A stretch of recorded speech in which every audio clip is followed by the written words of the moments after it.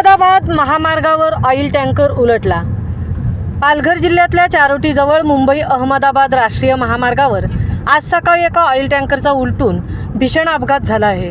Oil tanker उलटल्याने राष्ट्रीय मार्गावर टँकरमधल्या ऑइलची गळती होऊ लागल्याने एकच खळबळ उडाली आहे। नागरिकांना हे ऑइल ज्वलनशील वाटल्याने काही काळ भीतीचे वातावरण निर्माण झाले होते।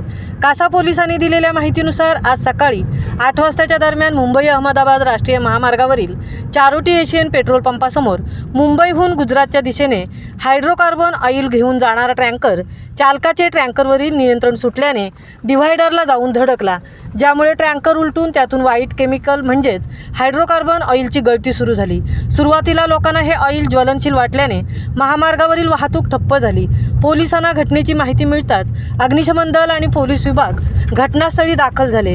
यावेळी टँकर ड्रायव्हर दुर्गाराम यांनी पोलिसांना माहिती देत सांगितले की हे व्हाईट केमिकल असून सिमेंट तयार करताना या ऑइलचा वापर केला जातो, त्यामुळे हे ऑइल ज्वलनशील नाही।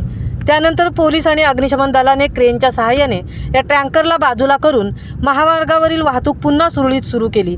या टँकरमध्ये 10 लाखांपेक्षा जास्त किमतीचे केमिकल भरलं होतं। मात्र सुदैवाने या घटनेत कोणतेही प्रकारची जीवितहानी झाल्याचं वृत्त नाही।